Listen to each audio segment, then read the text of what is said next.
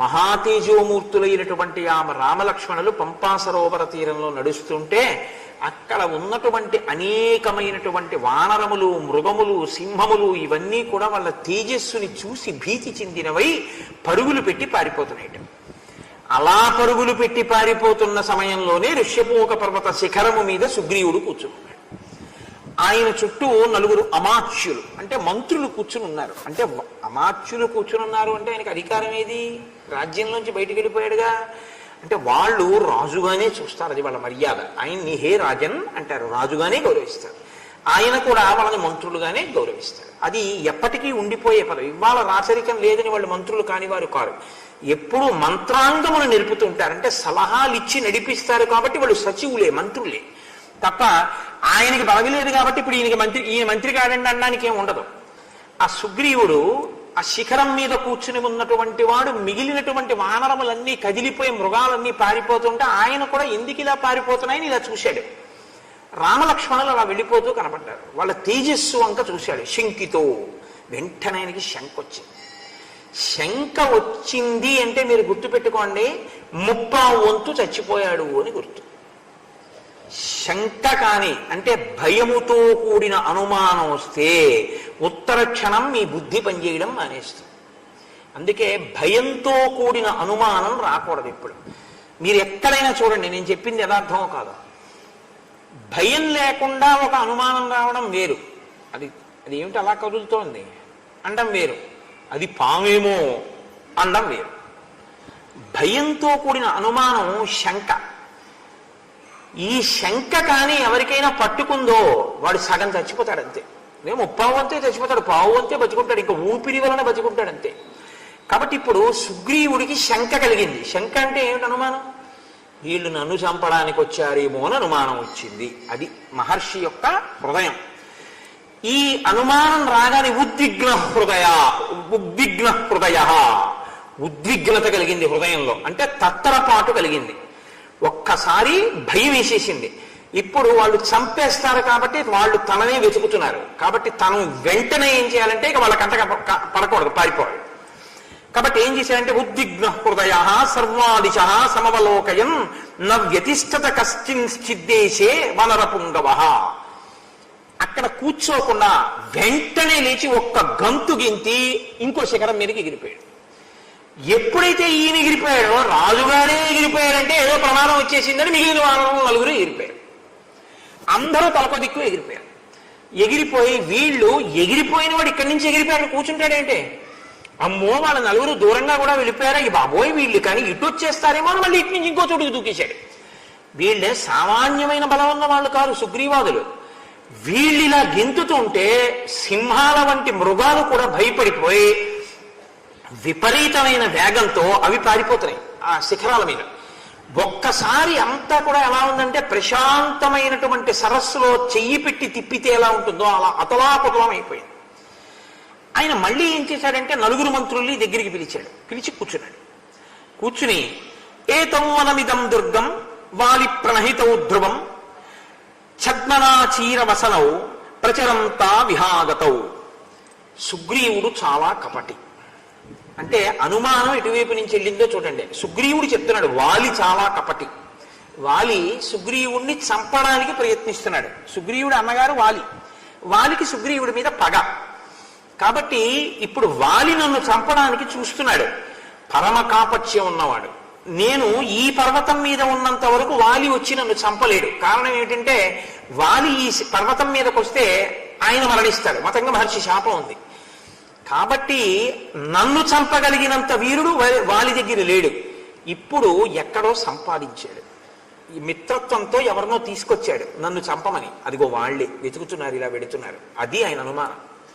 కాబట్టి ప్రచరంతా విహాగతౌ వాళ్ళు వస్తున్నారు. అటువంటి సుగ్రీవుడు, అటువంటి వాలి నన్ను మృత్యుపాలు చేస్తాడేమో. వెంటనే 4 మంత్రులలో మాట్లాడినటువంటి వాళ్ళు ఎవరూ లేరు. సుగ్రీవుడు రాజు, హనుమ, జాంబవంతుడు, మైందుడు, ద్వివిధుడు, ఈ 4 ఆయన్ని సేవించేటటువంటి సచివులు. ఇందులో హనుమ మాత్రం వెంటనే మాట్లాడారు. హనుమ ఎక్కడ ఉన్నారో అక్కడ బుద్ధి వైభవం ఉంటుంది. బుద్ధిర్యశో బలం ధైర్యం నిర్భయత్వమరోగత అజాడ్యం వటుత్వం చ అని కదా. ఆయన్ని నమ్మిన వాడికి ఆయన్ని సేవించిన వాడికి మంచి వాక్పుటత్వం కూడా వస్తుంది. కాబట్టి ఆయన అన్నారు వెంటనే, సంభ్రమస్త్వజతామేష సర్వైః వాలికృతే మహాన్ మలయోయం గిరివరో భయం నేహాస్తి వాలినః. నువ్వు అన్నింటికీ ఇలా భయపడిపోతూ ఉంటావు. ఈ మలయ పర్వత శిఖరం మీదకి, ఇక్కడ ఉన్నటువంటి ఋష్యమూక పర్వతం మీదకి అసలు వాలి కానీ వాలి అనుచరులు కానీ రాలేరని తెలిసి కూడా నువ్వెందుకు ఇంత భయపడిపోతుంటావు? ఎవరో వచ్చారు, వాళ్ళు నేను చంపడానికే వచ్చారనుకుంటావేంటి? అనుకుని అలా భయపడుతుంటావేంటి? ఇక్కడ శ్రీరామాయణంలో హనుమ మొట్టమొదటిసారి మాట్లాడడం మొదలు పెడుతున్నారు. మొదలు పెడుతూనే ఆయన సాధించినటువంటి విజయం ఏమిటంటే, భయంతో శంకతో పరిగెడుతున్నటువంటి రాజు యొక్క శంకని భయాన్ని తీరుస్తున్నారు. రాజు భయపడితే మంత్రి భయపడి పరిగెత్తాడు అనుకోండి, ఇంకెందుకు ఆ మంత్రి? ఆయన ఆలోచించి వివేచనతో కూడిన తన నిర్ణయాన్ని ప్రకటిస్తున్నారు. నువ్వు ఇలా పరిగెత్తకూడదు, నువ్వు ఇక్కడికి రాడు వాలి అనుచరులు రాడు. ఆ వచ్చిన వాళ్ళు ఎందుకు వచ్చారో మనకి తెలియదు. అసలు తెలియకుండా వాలే పంపాడని ఎలా అనుకుంటున్నావు? అనుకుని ఇలా గెంతులు ఎందుకు వేస్తున్నావు? నువ్వు అలా గంతులు వేయకూడదు, తప్పు.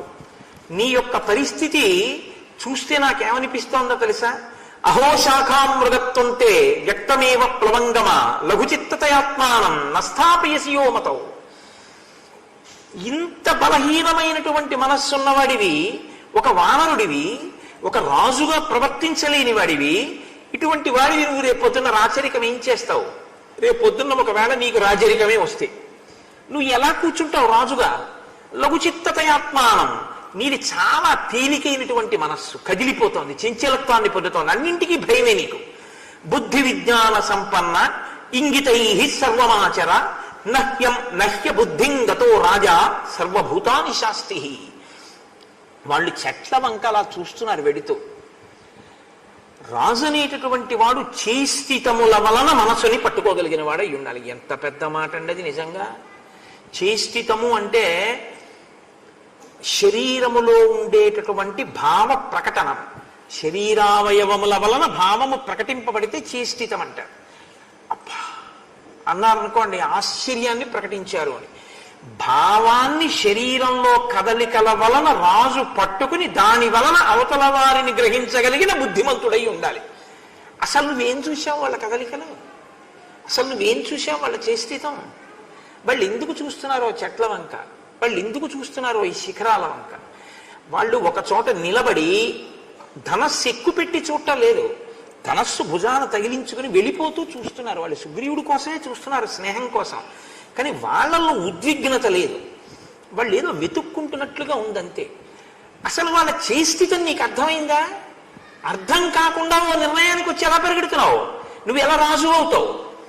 ఏమి మాట్లాడి నిజంగా హనుమంటే మహానుభావుడు. కాబట్టి ఇప్పుడు సుగ్రీవుడు అన్నాడు, దీర్ఘబాహో విశాలాక్షౌ శరచాపాసిధారిణౌ కస్యన స్యాద్ భయం దృష్ట్వా ఏతే సురసతోమపౌ. వీళ్ళని చూస్తే దేవతల్లా ఉన్నారు. అసలు ఆ చేతులు చూసావా? ఎంతంత పొడుగైన చేతిలో ఆజానబాహుం అరవింద దళాయతాక్షం. ఆ మూర్తిని చూసావా? ఎంతంత పొడుగున్నారో ఒక్కొక్కళ్ళు. ఆ చేతుల్లో ధనస్సు చూసావా? వాళ్ళు పట్టుకున్నటువంటి ఆ తూణీరములలో ఏదో ఆ కోరలతో బుసలు కొడుతున్న పావుల్లా ఉన్నాయి ఆ బాణాలు. అటువంటి వాళ్ళని చూస్తే ఏతో సరసతోపవు. అటువంటి వాళ్ళని చూస్తే ఎవరికి భయం వేదయ్యా? అందుకని భయం వేస్తోంది. వాలి ప్రాణి హితానేతౌ శంకేహం పురుషోత్తమౌ రాజానో బహుమిత్రాశ్చ విశ్వాసో నాత్రహిక్షమ. రాజుకి అనేక మంది మిత్రులు ఉంటారు. ఎవరితో మిత్రత్వం చేస్తున్నాడో మనకి తెలియదు. వాలి ఎవరితో మిత్రత్వం చేసి ఈ వీరుల్ని తీసుకొచ్చాడో, తాను ఋష్యమూకం మీదకి వెళ్ళకూడదు కానీ నన్ను వధించగలిగినటువంటి బలవంతుల్ని తీసుకొచ్చి ఉంటాడు. అందుకే అంత బలంగా ఉన్నారు వాళ్ళిద్దరు. నా కోసమే వెతుకుతున్నారు వాళ్ళిద్దరు. ఇప్పుడు ఇక్కడికి వచ్చేస్తారు, వెతికి వచ్చేసి నన్ను చంపేస్తారు. అందుకే నాకు భయం. ఓ నిర్ణయానికి వచ్చేసాడు శంకతోటి. కృత్యేషు వాలి మేధావి రాజానో బహుదర్శనా భవంతి పరహంతారా తే జ్ఞేయా ప్రకృతైర్నరై. చాలా మేధావి వాలి, ఏ సామాన్యుడు కాడు. కాబట్టే ఇంత ప్రణాళిక రచించాడు. అటువంటి రాజుల విషయంలో సామాన్యులు భయంగా ఉండద్దు. ఇప్పటికే నా రాజ్యం అపహరించాడు, నా భార్యను అపహరించాడు, ఇప్పుడు నా ప్రాణములను అపహరించడానికి ప్రయత్నిస్తున్నాడు అని హనుమ వంక చూసి అన్నారు. అంటే మంత్రి మీద ఉన్న నమ్మకం. ఎందుకు అలా భయపడతావు? లఘుచిత్తతమాత్మానం అంటున్నావు కదా. ఒక పంచి నువ్వు వెళ్ళి అడిగిరా, నువ్వు కనుక్కురా. అసలు మనం భయపడవలసిన అవసరం ఉన్నవాళ్ళు, భయపడవలసిన అవసరం లేని వాళ్ళు నువ్వు వెళ్ళి విచారణ చేసిరా. అంటే ఆయనకి హనుమ మీద అంత నమ్మకం రాజుకి. నలుగురు సచివులున్నా మిగిలిన వాళ్ళకి బాధ్యత అప్పచెప్పలేదు. ఎందుకంటే అవతల వాళ్ళు టక్కరితనంతో సుగ్రీవుడి దగ్గరికి రావడం కోసమే తిరుగుతున్న వాళ్ళు అయితే, వెళ్ళి అమాయకంగా మాట్లాడిన వాళ్ళు అయితే వాళ్ళని తీసుకొచ్చేసాడు అనుకోండి, సుగ్రీవుడి దగ్గరికి అయిపోయింది అంతే కదా. కాబట్టి వాళ్ళ హృదయమిరింగిన వాడై ఉండాలి. ఒకవేళ వాళ్ళ వల్ల ఉపయోగం ఉందంటే తీసుకురావాలి, అక్కర్లేదనుకుంటే నిశ్శబ్దంగా వచ్చేసి రాజుకి హెచ్చరిక చేసి రాజుని తప్పించగలిగినటువంటి ప్రజ్ఞ కలిగిన వాడై ఉండాలి. కాబట్టి ఇప్పుడు హనుమతో అంటున్నారు, తౌ త్వయా ప్రకృతేనైవ గత్వా జ్ఞేయో ప్లవంగమ ఇంగితానం ప్రకారైశ్చ రూపవ్యాభషణేన చ. మనసులో ఉన్న భావములు శరీరముల యొక్క కదలికల వలన చేష్టితములుగా ప్రకటనమైనప్పుడు కనిపెట్టగలిగినటువంటి సమర్థత ప్రకాశించగలిగిన వాడు రాజు అన్నావు కదా. హనుమ, నువ్వు వెళ్ళి వాళ్ళ యొక్క ఇంగితము, వాళ్ళ చేష్టితము, వాళ్ళ మనస్సు, వాళ్ళ హృదయము బాగా కనిపెట్టు. లక్ష్యస్వ తయోర్భావం ప్రహృష్ట మనసౌ యది విశ్వాసయన్ ప్రశంసాభి ఇంగితైశ్చ పునః పునః. మళ్ళీ మళ్ళీ మళ్ళీ మళ్ళీ వాళ్ళని పొగుడు, వాళ్ళ మనసుకి నచ్చేట్టు మాట్లాడు. అప్పుడు వాళ్ళు నీ యందు స్నేహం కలిగి, నీ యందు ఆర్ద్రత కలిగి వాళ్ళ మనసు బయట పెట్టేస్తారు. బాగా తెలుసుకో. కానీ నువ్వు వాళ్ళతో మాట్లాడేటప్పుడు మాత్రం ఏం చేస్తావో తెలుసా? నువ్వు నా వైపుకు ఉండేటట్టుగా చూడన్నాడు. ఎందుకని? లోపల ఆతృత ఆపుకోలేడు. అందుకని చూస్తూ ఉంటాడు, ఇలా ఏం మాట్లాడుకుంటున్నారు, ఇద్దరు గబుక్కుని వచ్చేస్తారా అని చూస్తూ ఉంటాడు. ఇప్పుడు రామలక్ష్మణులు తన వైపుకు ఉండేటట్టు హనుమ తనకి పృష్ఠభాగం కనపడేటట్టు నించుని మాట్లాడుకుంటున్నారు అనుకోండి, తను ఇలా తొంగి చూశారనుకోండి, రామలక్ష్మణులు చూస్తారు తన్ని. అందుకని నువ్వు నా వైపు చూడు అంటే ఏమవుతుంది? ఇప్పుడు ఆయన తనకి కనపడుతూ ఉంటారు. తను చెప్పినట్టే మాట్లాడుతున్నారో లేదో, తనకి నమ్మకం కలిగేటట్టుగా అక్కడ హనుమ ప్రవర్తిస్తున్నారో లేదో తను చూసుకుంటూ ఉంటారనమాట. అందుకని నువ్వు అలా నాకు ఎదురుగుండా కనపడాలి సుమా, నాకు నువ్వు కనపడేటట్టుగా నిలబడి మాట్లాడు తప్ప వాళ్ళు నాకు కనపడేటట్టుగా మాట్లాడకు. అలా నిలబడి వెళ్ళినప్పుడు అలా నిలబడి మాట్లాడు. ఎంత జాగ్రత్త తీసుకున్నాడండి, ప్రాణం మీదకి వచ్చింది అనేటప్పటికీ ఇన్ని జాగ్రత్తలు వస్తాయిలా ఉంది. మమైవాభిముఖం స్థిత్వా పృచ్ఛత్వం హరిపుంగవ ప్రయోజనం ప్రవేశస్య వనసస్యాస్య ధనుర్ధరో. అసలు ధనస్సులు పట్టుకున్నటువంటి వాళ్ళిద్దరూ తాపసుల వేషంలో ఈ అరణ్యంలోకి ఎందుకు వచ్చారో నువ్వు కనుక్కురా. మీరిప్పుడు హనుమ యొక్క ప్రజ్ఞ చూడాలి. ఇప్పుడు ఆయన బయలుదేరుతున్నారు. ఒక్క దూకి ఆయన రామలక్ష్మణుల దగ్గరికి వెళ్ళిపోగలరు. వెళ్ళిపోయారనుకోండి, సుగ్రీవుడు భయపడిపోతాడు. ఎందుకంటే వినపడదుగా ఏం మాట్లాడుకుంటున్నారో, దూరంగా ఉంటారు, గంతు వెళ్ళిపోతారు. కానీ సుగ్రీవుడు భయం ముందు తీరాలి. అంత ప్రమాదం ఏం వచ్చేది, ఈయన వెళ్ళి మాట్లాడగానే వాళ్ళు తన దగ్గరికి వచ్చేసే అవకాశం లేదు, హనుమని వాళ్ళు మోసగించలేరు అన్న ధైర్యం ముందు రాజుకు కలగాలి. హనుమని వాళ్ళు మోసగించలేరు అంటే హనుమగా వెళ్ళారనుకోండి, ఈయన భయం పోదు. మా వాడేమైనా పొరపాటు మాట్లాడితే వాళ్ళు తెలిసేసుకుని వచ్చేయరు కదా అని దగ్గరికి వస్తే నిలబడతాడని నమ్మకం ఏం లేదు అసలు. కాబట్టి ఇప్పుడు హనుమ వెడుతున్నటువంటి రూపం మీద రాజుకి నమ్మకం కలగాలి. ఇప్పుడు ఇంకా మన వాడు నిజం రాబట్టేస్తాడు, భయం లేదనుకోవాలి.